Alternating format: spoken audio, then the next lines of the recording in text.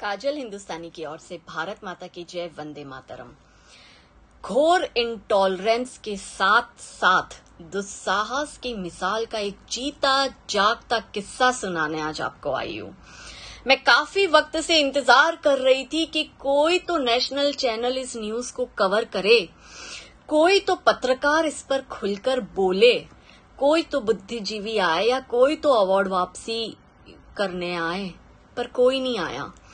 मुझे ऐसा लगा कि कोई तो सोशल मीडिया पर इस चीज की बात कर ले, पर अफसोस मैं दुखी हो गई ये देखकर कि 8 मई 2021 और आज है 25 मई 2021।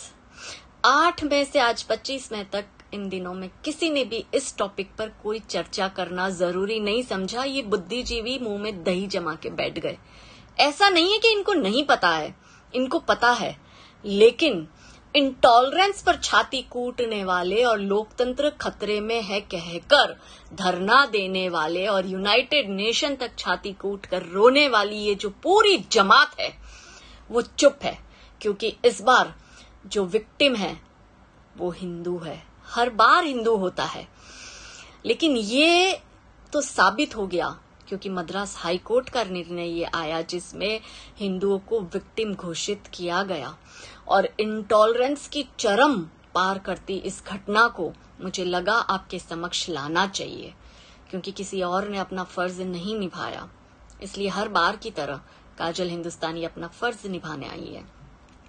तमिलनाडु का, गौर से सुनिएगा ये पूरा किस्सा बहुत जानने लायक है। तमिलनाडु का एक जिला है पेरम्बलूर और उसका एक गांव है करतूर।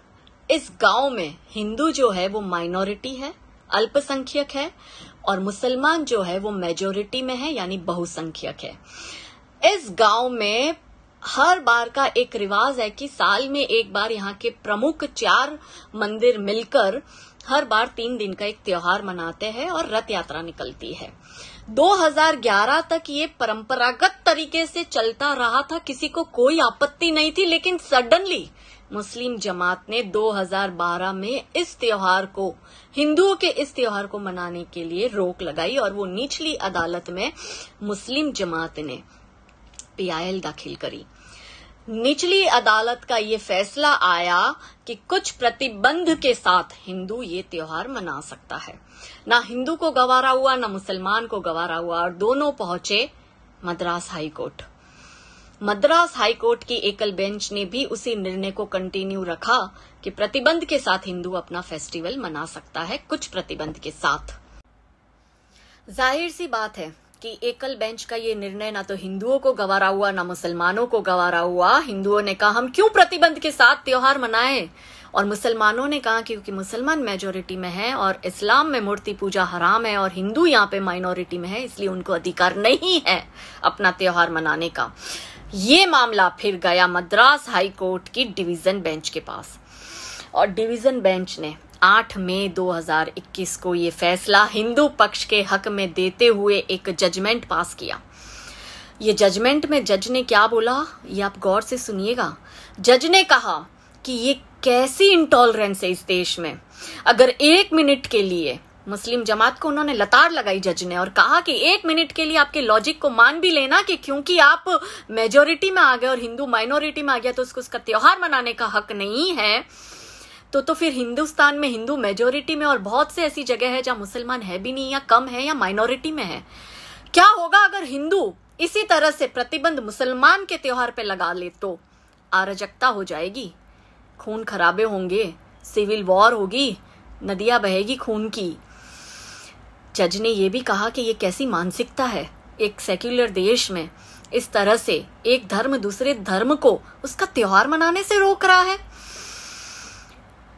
ये जो बात है, ये जो जजमेंट है, ये आंख खोल देने वाला जजमेंट है।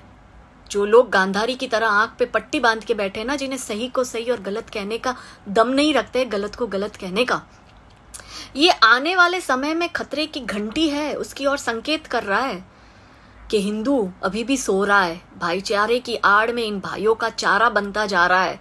मेरे जैसे लोग आके जगाने की कोशिश करते हैं। मुझे सर्टिफिकेट नहीं चाहिए आप लोगों से, कह दो मुझे एक्सट्रीमिस्ट, कह दो मुझे हिंदू मुस्लिम में आंख लगा रही है, या जो मर्जी कह दो, मुझे कोई फर्क नहीं पड़ता है।